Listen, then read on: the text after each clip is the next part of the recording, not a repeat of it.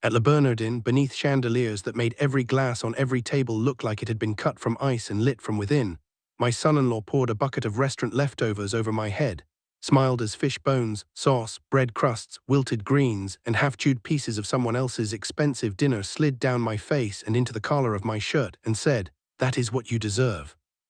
The dining room went silent so quickly that the silence itself seemed staged, as if every conversation in that room had been pulled backward by a single invisible hand. Silverware paused halfway to mouths. Waiters froze with trays held level against their palms. A woman near the wall lifted one hand to her lips, not to help me, but to contain the little gasp that escaped before manners could stop it. I felt warm liquid run behind my ear. I smelled lemon butter, old wine, cold fish, truffle foam, and humiliation. Across from me, my daughter Isabella did not stand, did not cry out, did not look shocked, did not even perform the basic reflexive horror that a stranger might have offered a man covered in garbage in public. She looked at me through the same cool blue eyes she had inherited from her mother, only without a trace of her mother's mercy, and she said, "He is right, Dad."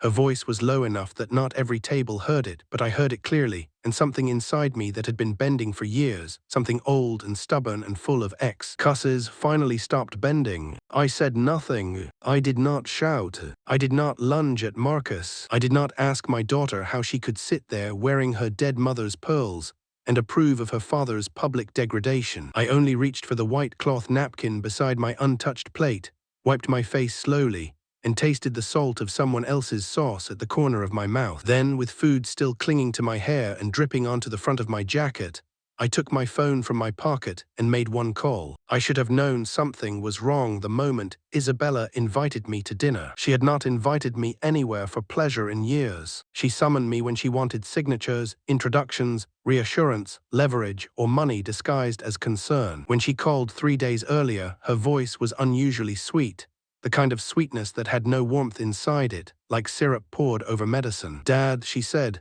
"Marcus and I were thinking we should have a proper dinner together. Somewhere nice. It has been too long."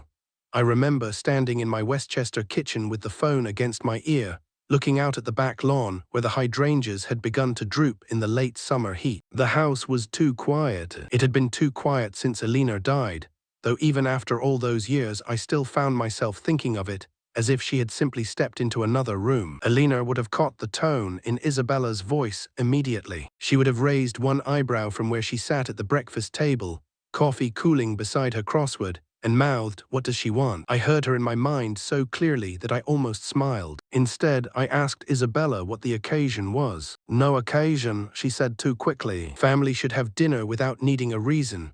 That sentence from another daughter might have softened an old man. From Isabella, it made me careful. "My name is Charles Whitmore. I am 64 years old," though in the eyes of my daughter and her husband I had apparently already crossed into the vague territory where a man becomes furniture, obligation, and future estate planning. I built Whitmore Development from a loan so small it would not buy a parking space in Manhattan now, and over 40 years, I turned it into one of the most quietly powerful real estate holding companies in New York. Quietly is the important word. Loud wealth attracts parasites. Quiet wealth lets you see people before they dress themselves for money. I learned that late, but not too late. Publicly, I had retired after Alina died. Privately, I still signed every major acquisition, reviewed every partnership, and controlled more property in Manhattan than men like Marcus Harrison could imagine, while walking through buildings owned by shell companies tied to my name. My daughter did not know the full scope. She knew I had done well. She knew I had owned properties. She believed I was comfortable, perhaps even rich in the respectable, aging suburban father way. She did not know that the restaurant where her husband humiliated me sat in a building whose refinancing terms I could alter with 2 phone calls. She did not know that the law firm where Marcus preened as an indispensable rising partner survived 2008 because I put $2 million into it when David Caldwell, my old college roommate, called me in a voice stripped of pride. She did not know that the Fifth Avenue apartment she and Marcus boasted about at dinner parties was leased through a holding company I controlled, because 13 years earlier I could not bear the thought of my only daughter beginning married life in a cramped Queen's studio, while I sat alone in a house with too many bedrooms. She did not know because I had not wanted her love contaminated by knowledge of the full inheritance waiting behind my silence. The tragedy, of course, was that ignorance did not protect love. It exposed what had replaced it. When I arrived at Le Bernardin that Tuesday evening, I was 7 minutes late. Traffic on the west side highway had been thick, and I had spent the final stretch of the ride staring at my reflection in the dark window of the town car, adjusting my tie more times than necessary. I still dressed for my daughter. That is one of the humiliations fathers rarely admit. No matter how cold a child becomes, some part of you still arrives hoping to be received. I wore a charcoal suit Elena had loved on me, not because Isabella would notice, but because I needed armor. I stepped into the restaurant, gave my name, and followed the host through a room designed to flatter people who did not need flattery. The room glowed with controlled elegance. Conversations murmured low. The tables were spaced with the kind of generosity that tells you money has purchased privacy. I saw Isabella before she saw me. She sat with her shoulders slightly angled away from the empty chair, one hand moving over her phone, her pearl necklace resting at the hollow of her throat. Elena's pearls. I had given them to her on her wedding day, because I believed memory passed through objects when words failed. Seeing them now against a black silk dress I had likely paid for indirectly filled me not with tenderness but with a sharp private grief. Marcus saw me first. He leaned back in his chair and lifted his glass slightly, not as a greeting, but as acknowledgement from a man who enjoyed imagining himself generous. He was 41, handsome in an aggressively maintained way, with a jaw he tilted whenever he wanted to look decisive, and a smile that never arrived without calculation. "Charles," he said, using my first name as he always did, though I had never invited him to. "Good of you to make it." Isabella did not look up until I reached the table. "Dad, you are late," she said. "No kiss. No apology for beginning without me. No question about the drive. Just the correction, delivered with the flat impatience of someone receiving a delayed service." "Traffic was heavy," I said, sitting carefully because my hip had been bothering me that week, and I did not want Marcus to see me wince. The waiter appeared with the smoothness of a man trained to prevent awkwardness before guests felt it. "Good evening, sir. May I offer you something to drink? Water, please." Marcus rolled his eyes. "Not dramatically, just enough for me to see." "Come on, Charles. Live a little. Order wine. You can afford it, I assume." He laughed at his own joke. Isabella's mouth twitched, not quite a smile, not quite disapproval. I folded my napkin over my lap. "Water is fine." For a while, they let the meal pretend to be normal. Marcus spoke about a partnership committee meeting at Caldwell Hartman and Associates, dropping client names like jewelry on the table. Isabella complained about a charity gala committee and the impossibility of finding competent people to handle details properly. I listened. That had become my role in their lives. Listener, approver, occasional checkbook. I asked one question about Isabella's volunteer work, and she corrected me that she was no longer volunteering, but chairing strategy. I asked Marcus whether the Pemberton account was still active, and he gave a short lecture about corporate client retention, as if I had not been the reason the Pemberton account ever crossed his desk. Every sentence from him carried a faint aftertaste of borrowed authority. Every silence from Isabella carried consent. The first pressure shift came after appetizers, when Marcus leaned forward, elbows on the table, ignoring the precision of the place as if manners were beneath men who imagined themselves powerful. "Charles," he said, "Isabella and I have been talking about your situation. My situation." I looked from him to my daughter. Isabella finally set down her phone. Her expression had softened into concern, but concern on Isabella had become a costume she wore badly. "Dad, we worry about you in that house," she said. "All those stairs, the maintenance, the grounds, the taxes. It is too much for one person." "I have staff for the grounds," I said, "and I manage the stairs." Marcus smiled. For now, the words were light, but something in the room cooled. Isabella reached for her wine, took a careful sip, and continued. "There are wonderful senior communities now, not like old nursing homes. Beautiful places, full service, safe, social. You might actually enjoy being around people." "I am around people," Marcus laughed. "Your housekeeper and your driver do not count as a social circle."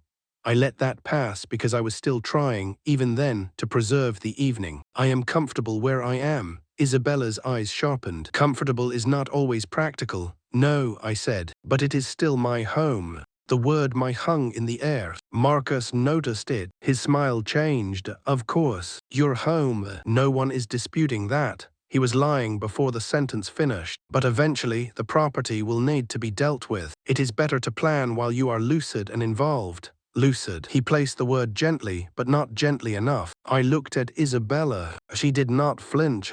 Lucid, I repeated. Marcus lifted both hands. Do not be defensive. We are thinking ahead. Isabella leaned in then, lowering her voice, though not out of tenderness. Dad, Marcus and I could use more space. The apartment is beautiful, but it is not ideal long-term. If you sold Westchester or transferred it into a family trust with us managing it, everyone could benefit. There it was. Not concern, not safety, management, transfer, benefit. I felt the old ache of disappointment settle behind my ribs, familiar and heavy. Your mother chose every curtain in that house, I said. She planted the rose garden by hand. Isabella sighed, and that sigh did more damage than Marcus's words because it carried impatience with grief itself. Mom has been gone 15 years. I looked at the pearls at her throat. I know exactly how long your mother has been gone. She looked away first. Marcus, sensing resistance, shifted from persuasion to pressure. Men like him always do when charm fails. Charles, nobody is trying to erase Elena, but sentimentality is not a financial plan. The house is inefficient. It is wasted space. At your age, you should be simplifying. At my age, I said. Yes, he replied too quickly. At your age, he sat back, letting the phrase do its work. I had spent 40 years negotiating with bankers, zoning boards, contractors, union representatives, and politicians who smiled while trying to gut me. I knew when someone was attempting to make me smaller. What shocked me was not the tactic. It was that my daughter watched without discomfort. And if I choose not to simplify, I asked. Isabella's face hardened. Then you are being selfish. The word arrived cleanly, like a blade properly sharpened. Selfish. I had paid her school tuition, her graduate degree she never used, her wedding, her vacations, her apartment, her monthly trust distributions, her emergencies, her husband's artificial career scaffolding.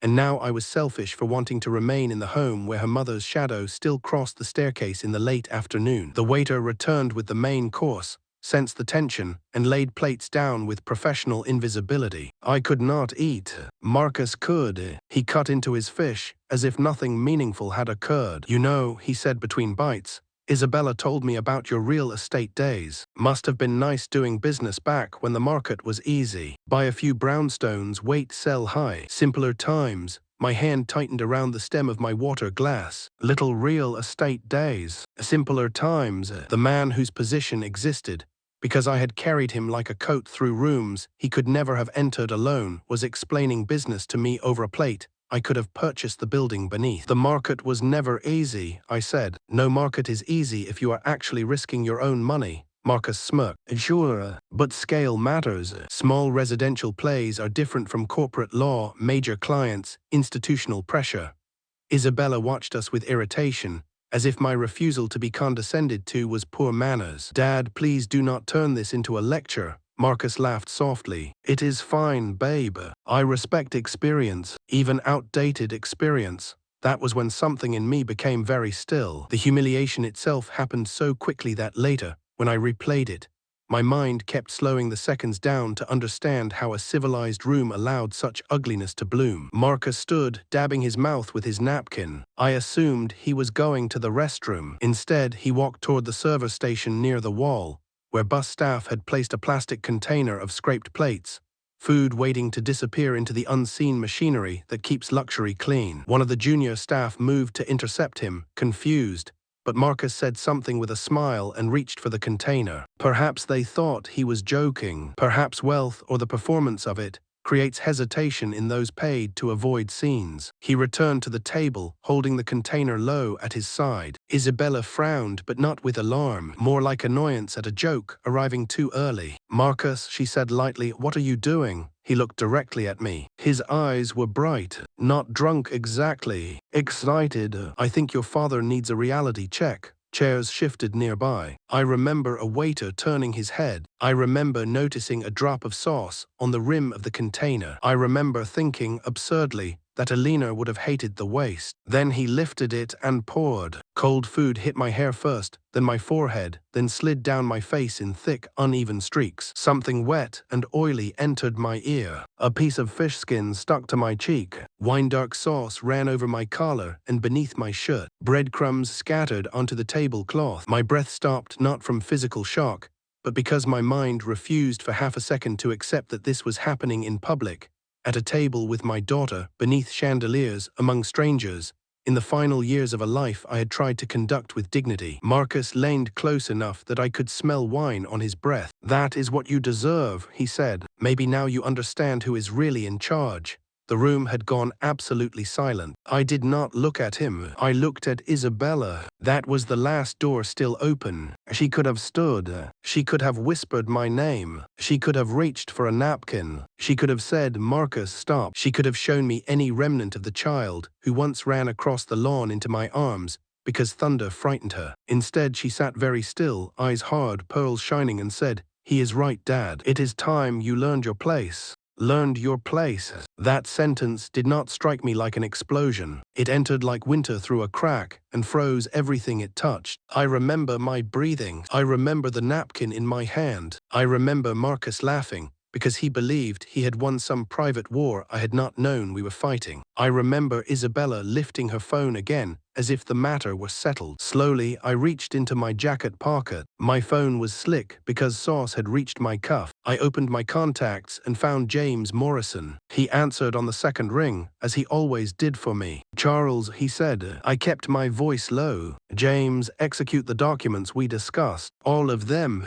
Tonight, a pause not of confusion but of recognition. "Are you certain?" "Yes, I will begin immediately." I ended the call, placed the phone back in my pocket, and stood. A waiter stepped toward me with towels, but I shook my head once. I wiped my face enough to see clearly. Marcus was still smiling. Isabella would not meet my eyes now. Cowards often look away, only after they have done the damage. "Enjoy your dinner," I said. My voice did not shake. "I have a feeling it will be your last meal this expensive for quite some time."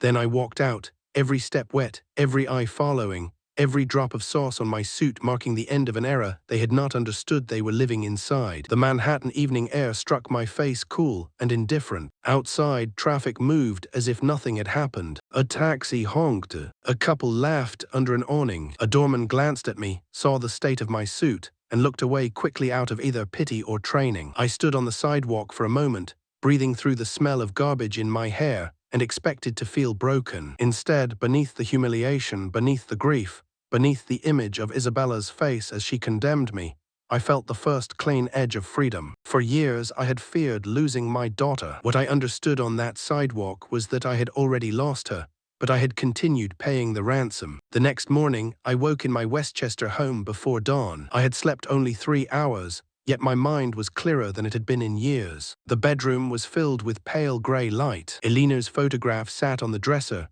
her smile caught forever in the summer before illness made her face thinner. I showered for a long time, scrubbing my hair twice, then a third time, though the smell was gone after the first. Some stains are not physical. I dressed in a navy suit, tied a conservative striped tie, and stood for a moment in the bedroom doorway looking at the bed Elena and I had shared for 25 years. "I tried," I said aloud, not sure whether I meant Isabella, the family, or the illusion that money could protect love from rot. James Morrison's office occupied an entire floor of a Wall Street building I had once sold to his firm at a price so favorable that he still joked he owed me interest in this life and the next. He was 68, thin, sharp-eyed, with the dry patience of a man who had seen families destroy themselves over estates smaller than a parking garage. When I entered, he rose but did not offer false cheer. He had known me too long. "You look better than I expected," he said. "I looked worse last night, I assumed." He gestured to the chair across from his desk. "Before we sign anything, I need to review the consequences one more time."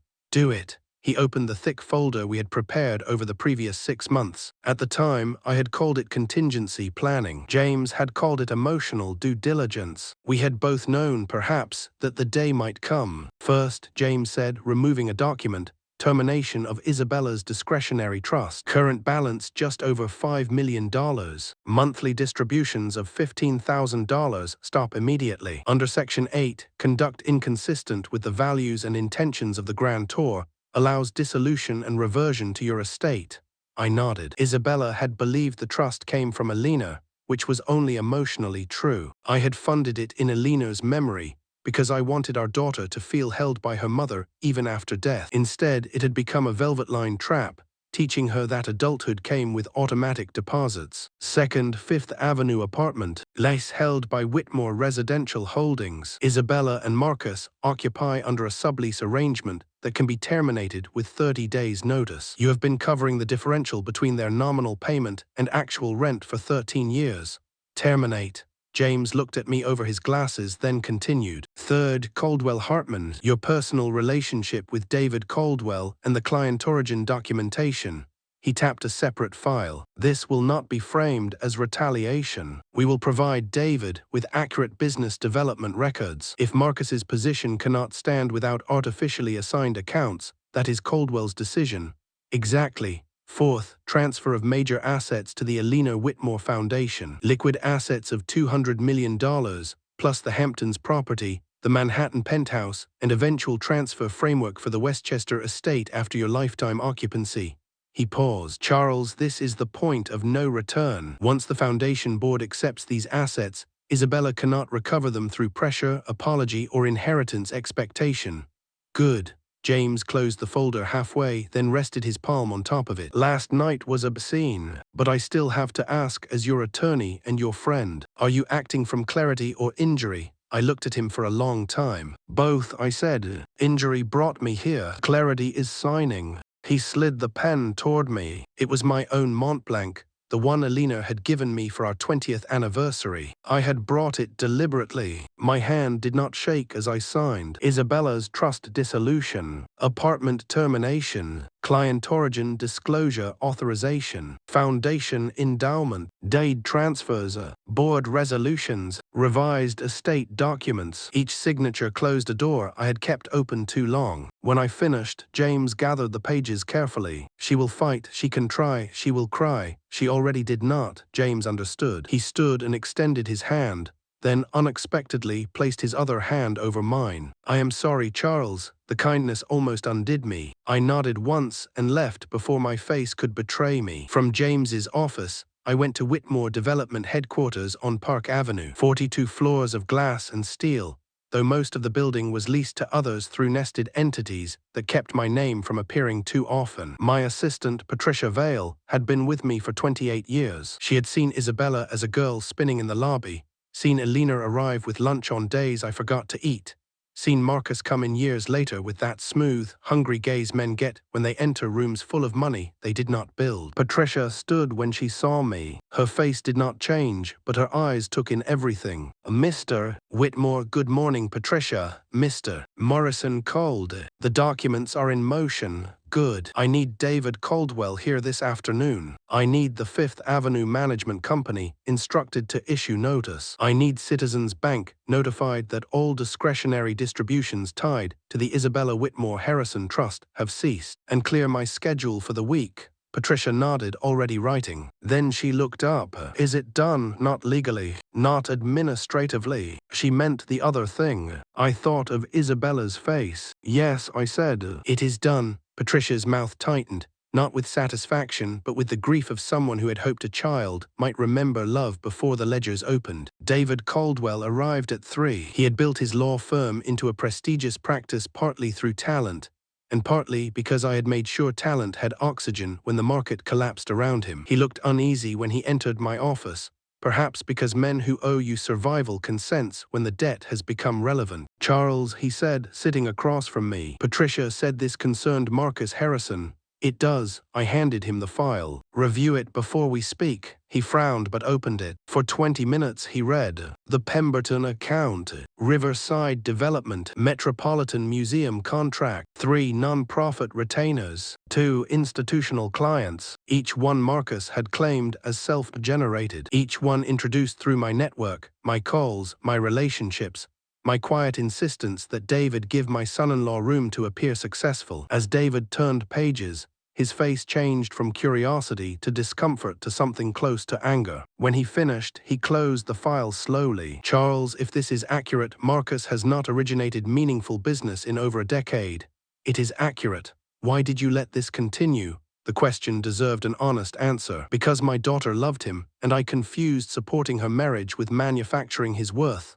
David exhaled. If I remove these accounts from his portfolio, he will not survive partnership review. Then he should not survive it. He will say we are retaliating. You are correcting internal misattribution. David looked at me carefully. What did he do? I did not describe the leftovers. I did not need to. He showed me who he was without my support beneath him. David nodded once grimly. Then I suppose we should meet the real Marcus Harrison. The first phone call came the next morning. Marcus, I was in my home office, reviewing foundation schedules, when his name appeared on the screen. For the first time in years, seeing it did not irritate me. It interested me. Marcus, I said. His voice was strained, breathless, stripped of its usual varnish. Charles, something insane just happened at the firm. David called me in and said they are restructuring the partnership track. My position has been eliminated. That sounds sudden. It is sabotage. They said my business development record does not support my compensation tier. That is absurd. I brought in Pemberton. I brought in Riverside. I brought in the Met contract. Did you? Silence crackled. What is that supposed to mean? Only that firms are careful about origination records. He laughed once, panicked. Look, I know we had an unpleasant dinner, but I need advice. You have been in business. What do I do? There it was. Not apology, not shame, utility. He had poured garbage over my head, and now needed counsel from the man he had tried to reduce. I let the silence stretch just long enough for him to feel it. Marcus, the legal field is competitive. Perhaps a smaller firm would be a better fit. A smaller firm, horror sharpened his voice. Outside Manhattan, possibly. Do you understand what that would do to my reputation? I looked out at Elena's rose garden. You may be about to find out what your reputation is without borrowed scaffolding. Isabella called that evening. Her voice had the false softness of a person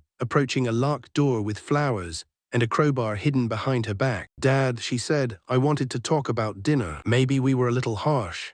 I was preparing a salad in the kitchen, slicing tomatoes with the knife Elena used to claim was too expensive until she admitted it cut perfectly. A little harsh, I repeated. Marcus was stressed. I was tired. The conversation got out of hand.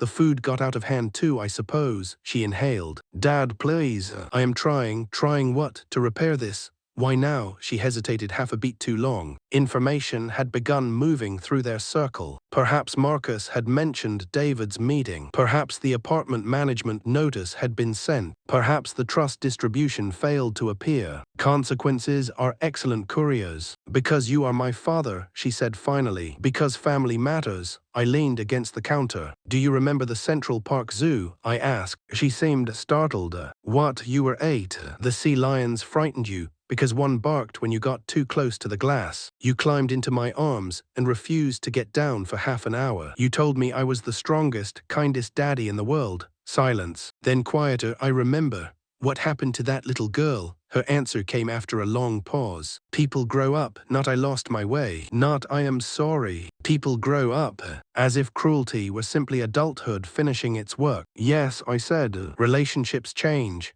That does not mean we do not love you. Love is not what people say when bills are due, Isabella. Love is what people choose when power is uneven.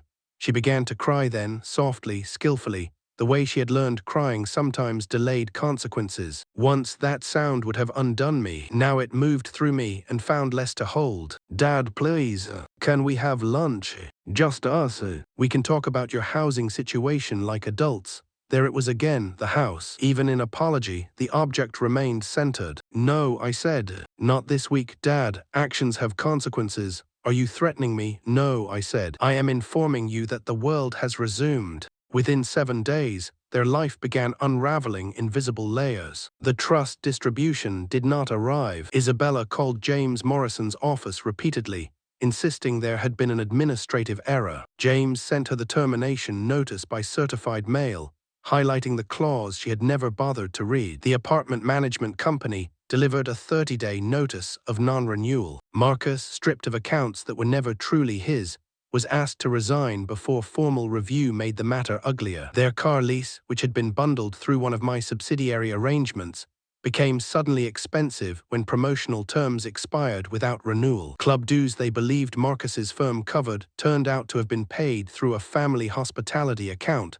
that no longer existed. Their world, which had always appeared solid to them, revealed itself as a stage set held up by my invisible hands. When I removed them, the walls did not collapse loudly. They leaned, cracked, and showed the cheap wood behind the paint. Isabella came to my Westchester house on Friday morning. I watched her from the living room window as she stepped out of her car. She wore the same kind of polished clothing she always had, but the polish no longer reached her posture. Her shoulders were tight. Her eyes were swollen. She rang the bell 3 times. I let her, not from cruelty, though perhaps cruelty had become harder to distinguish from boundary by then. I needed to feel that she was arriving at my door, not entering her future property. When I opened it, she held a thick envelope against her chest. "Dad," she said, voice rough. "Please, we need to talk." I stepped aside. Kitchen or living room? The question struck her. The old version of her would have walked in without permission. This version looked around,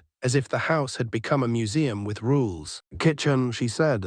Like when I was little, I did not answer. We sat at the table where Alina had served thousands of meals, where Isabella had done homework, cried over friendships, announced her engagement, and later, gradually, stopped seeing the room as anything but background. She placed the envelope between us. I got the eviction notice. "Non-renewal," I corrected. "Fine, non-renewal." Her voice sharpened, then broke. "Marcus lost his job. David told him about the client origination records. He came home and broke Mom's crystal vase." The words struck a place I had not armored. Alina's vase, blue and clear, a gift from our 20th anniversary trip to Prague. I pictured it shattered on the floor of an apartment I had paid for. "Did you stop him?" I asked. Isabella looked down. That was answer enough. "He said this is your fault. He said you engineered everything. And what do you say?" She pressed her fingers to the envelope. "I do not know any more. Honest at least. Small but honest." She pulled pages from the envelope. "Printouts, articles, corporate filings, property records. I spent the week researching you," she said. "That sounds like something a daughter should not have to research." Her face flushed. "Coleman Properties, Whitmore Development, shell companies, foundation structures. Dad, you are not comfortable. You are not just well off. You are." As she struggled with the number, people often do when they first see the full shape of money hidden behind modest living. "You are worth hundreds of millions. More." She stared at me. "Why hide it?" "Because I wanted to know whether you loved me when you thought I was simply your father." Her eyes filled. "That is cruel, perhaps." I did not deny it because the truth was complicated. "But it worked," she recoiled. "You tested me." "No, life tested you. I merely stopped giving you the answer key." Tears spilled over then. "I am sorry for what?" "Everything, name it." She looked confused. "What? If you are sorry, name what you did." Her mouth trembled. "I let Marcus humiliate you." "No." "You approved it." She flinched. "I approved it." "Continue." She wiped her face. "I tried to pressure you into giving us the house. You framed it as concern for my age." "Yes, continue." "I treated you like..." She stopped. "Like what?" She closed her eyes. "Like a resource." The word sat between us, ugly and necessary. "Yes," I said. "You did." For a moment I saw the child she had been, the one who used to leave notes on my briefcase saying good luck, Daddy, before big meetings she did not understand. Then I saw the woman at Bernardin saying, I deserved to learn my place. Both existed. The cruelty of parenthood is that memory keeps producing evidence for mercy. Dad, she whispered, what am I supposed to do? Live within your means. I do not know how. That finally was the first clean truth she had offered. Not strategy, not apology, a confession. I do not know how to support myself. I do not know how to budget or shop properly, or find an apartment or apply for jobs that are not arranged through someone. I do not know how normal people do anything. She looked ashamed, and for the first time I understood the full extent of my own failure. I had not just spoiled her, I had disabled her and called it love. Then you will learn. Will you help me? Hope entered her voice, dangerous and small. Not with money, advice, she said quickly. Guidance, anything. I looked at her for a long time. That depends on whether you are asking because you want to change or because you want back inside the vault. I do not know, she admitted. Maybe both. I am scared. That honesty did more than her tears had. Then start with fear, I said. Fear can teach if you stop dressing it as entitlement. I told her the trust termination was permanent. The apartment was gone. Marcus's job would not be restored. The foundation transfer had been executed. $200 million in liquid assets, along with the Hamptons property and other holdings, would support the Elena Whitmore Foundation for Children who had lost parents. Isabella went pale. That was my inheritance. It was never yours. I am your daughter. Yes, my voice softened despite myself, and I loved you so much that I gave you everything before you had the character to carry it. She bowed her head. So this is punishment? No. Punishment would be wanting you to suffer. This is withdrawal of support. You used to become worse. She cried harder then, not beautifully, not strategically, but with a rawness that seemed to surprise even her. I do not know who I am without the money. I stood, walked to the sink, and rinsed my cup because I needed something ordinary under my hands. Then maybe now you can find out. The months that followed were not healing. They were exposure. Marcus left first emotionally, then physically. When the apartment was lost, and no major firm would hire him at his former level, he blamed Isabella with the panic of a man whose borrowed identity had been repossessed. He moved back to Ohio with his parents, taking what cash remained and leaving behind broken furniture, unpaid bills, and the smell of his cologne in rooms he no longer had to answer for. Isabella called me that night from a Queens apartment she had found after 3 humiliating rejections, and one landlord who asked for 6 months rent up front because her credit profile had changed. She did not ask for money. She only said he left. I sat in silence, remembering every instinct that told me to get in the car, fix the problem, make the world softer for her. I am sorry, I said. I know you hated him. I hated what he did. That does not mean I wanted you abandoned. She cried quietly. What do I do now? Sleep tonight. Tomorrow make a list, rent, food, work, utilities, debt, legal matters, 1 column at a time. She laughed through tears bitterly. You make grief sound like accounting. Sometimes accounting is how we survive grief. She took a job at a small Brooklyn art program for underprivileged children, making less in a year than she once spent in a season. She learned the subway because taxis became impossible. She learned to compare grocery prices and ruined 3 pots trying to cook rice. She called once from a laundromat, near tears because a machine had eaten her quarters, and she did not know whether to ask the attendant for help. I walked her through it by phone, and afterward I sat in my study feeling both useful and ashamed. A 36-year-old woman should not need her father to explain laundromat etiquette. But then, a father who pays for everything should not be surprised when his daughter learns nothing. Our monthly dinners began awkwardly. The first was spaghetti in her Queen's kitchen,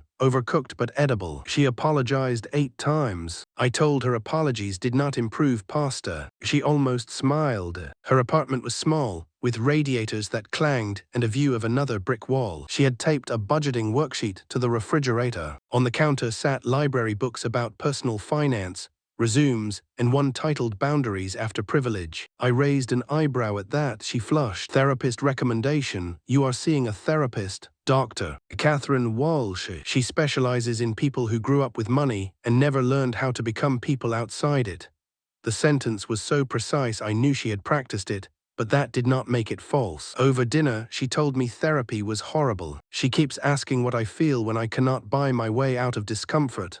What do you feel? She poked at her spaghetti. Like I am disappearing, I nodded. Then perhaps you confused being seen with being served. She stared at me. Did you just make that up? Possibly. For the first time in years, she laughed with me and not at me. She volunteered at the foundation after asking Sarah Williams, with careful humility, whether her involvement would be inappropriate. I approved, but warned Sarah privately not to soften expectations because of my name. Isabella's first assignment was tutoring 2 high school students in basic essay structure and art history context. She arrived early, stayed late, and did not post about it. That impressed me more than the volunteering itself. Performative generosity had been one of her native languages. Quiet service was new. Weeks later, Sarah called to say Isabella had proposed a life skills workshop for scholarship recipients.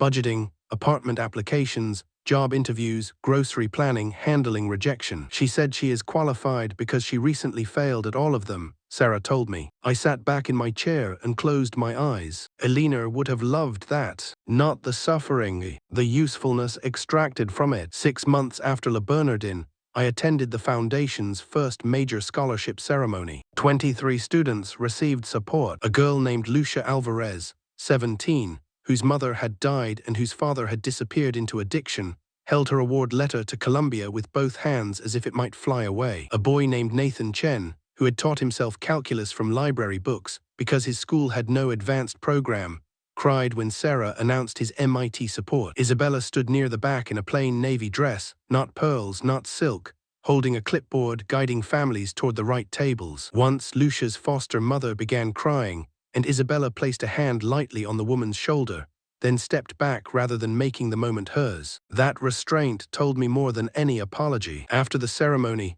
Isabella and I walked outside into the cool evening. Manhattan noise rose around us, indifferent and endless. She looked tired but not empty. "Dad," she said, "do you think Mom would hate me for what I became?" The question stopped me. I looked at her face, older now in ways hardship had carved quickly. "No," I said. "Your mother would be furious with you. There is a difference." Isabella let out a breath that was almost a laugh and almost a sob. "Would she forgive me, eventually, if forgiveness had somewhere honest to land? And you?" I looked toward the street where headlights moved like small, restless stars. The father answer tried to rise. "Of course. Always." Instead, I gave the truer one. "I am not where your mother would be yet." Isabella nodded. Tears filled her eyes, but she did not use them. "I understand. That mattered too." A year passed, and the story did not become clean. Marcus's career never recovered in Manhattan. He filed for divorce from Ohio, framing the marriage as financially and emotionally abusive, which would have been funny if it were not so predictable. Isabella signed without contest after her attorney explained she had little to gain and less to prove. She kept her job at the art program. She continued therapy. She built the workshop series at the foundation into one of its most requested offerings. Students liked her because she did not pretend adulthood was noble. She told them landlords could be difficult, interviews could be humiliating, budgets could feel like cages, until you realized cages also kept you from falling through the floor. She did not tell them she had once lived above Central Park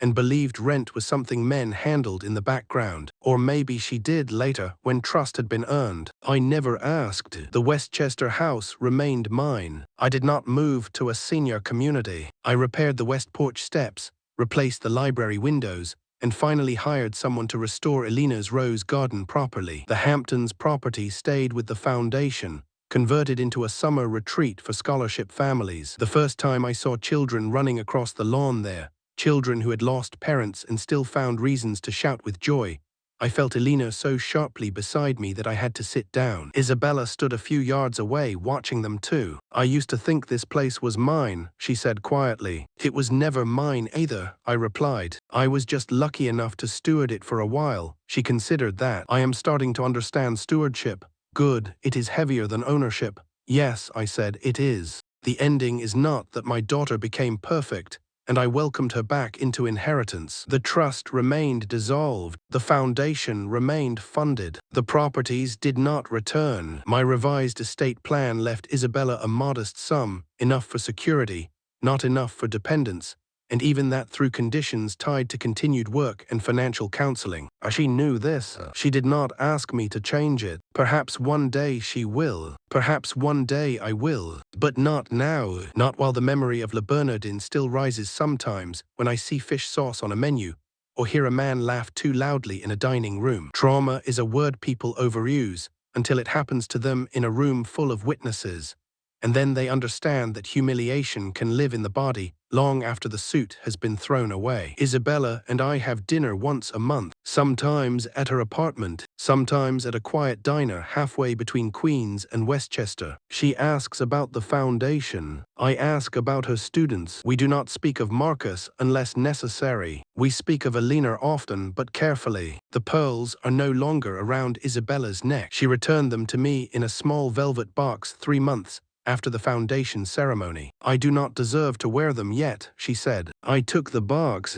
"Maybe one day," she nodded. Neither of us cried. That too was progress of a kind. But progress is not restoration. I need that understood. There is no version of this in which the food never hit my face. No version in which my daughter did not look at me and choose the man humiliating me. No version in which money given for love did not become fuel for contempt. The relationship survived, but survival changed its shape. I no longer confuse access with closeness. I no longer answer every call on the first ring. I no longer rescue before being asked, and sometimes not even then. My love for Isabella remains, but it is no longer an open account. On the anniversary of that dinner, I went alone to a small restaurant near the river. Not Le Bernardin. I am not sentimental enough to stage my pain for symmetry. I ordered water, then wine because I wanted to. I ate slowly. I watched people at nearby tables speak softly to one another, some kindly, some carelessly, all unaware that entire lives can pivot inside a single meal. When the waiter asked whether I wanted dessert,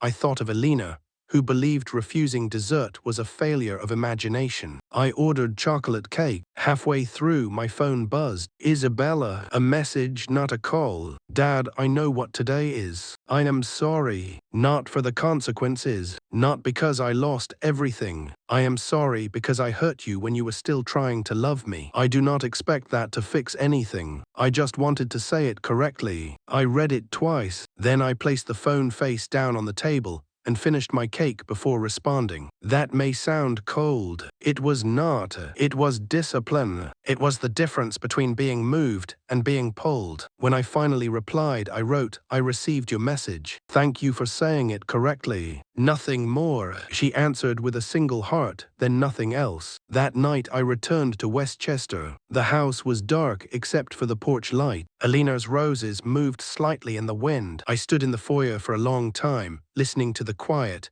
No longer the old lonely quiet exactly, but something leaner and more honest. I had survived my daughter's contempt. She had survived the loss of my money. We had both survived the collapse of the false family we had been performing around wealth. What remained was smaller, harder, less comforting, but real things often are. If there is a lesson, it is not that revenge heals. It does not. Consequences can correct a ledger, but they cannot unspill the bucket, cannot erase the eyes of strangers, cannot return a dead wife to say you did the right thing, cannot transform a daughter's apology into the childhood you remember. Consequences only clear the ground. What grows afterward depends on whether anyone is willing to kneel in the dirt and work. I am still working. So is Isabella. And somewhere in storage, in a sealed garment bag I have no intention of opening, there is a ruined charcoal suit that still carries, no matter how many times the cleaners tried, the faintest ghost of that night. I keep it not because I enjoy pain,